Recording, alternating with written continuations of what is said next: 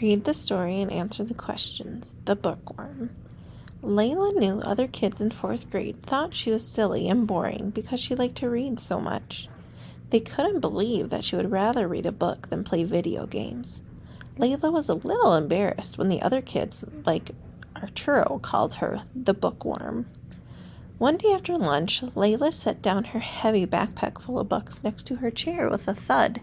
Mrs. Gonzalez hung up a poster. It said Book Battle in large blue letters.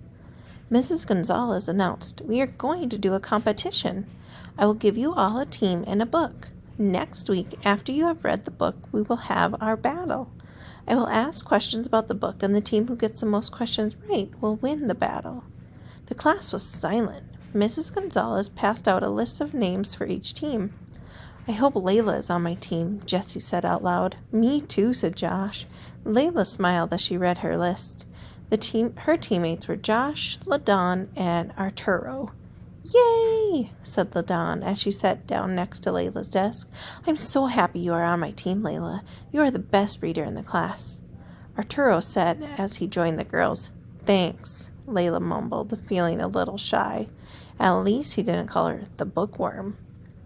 Layla finished the book that night. The rest of the week she met her teammates on the grass outside after school to talk about the book. LaDawn asked Layla what some big words meant. Arturo told Layla about his favorite character in the book. Josh asked Layla to quiz him about the book so he would be prepared for the battle. No one was teasing Layla about reading this week. Most of the kids in Mrs. Gonzalez's class had backpacks full of books too. The day of the battle arrived. Thanks to Layla's help, her entire team was ready to compete. They answered every question correctly. At the end of the battle, her team was declared the winner. "We couldn't have done it without you, Layla," said Josh.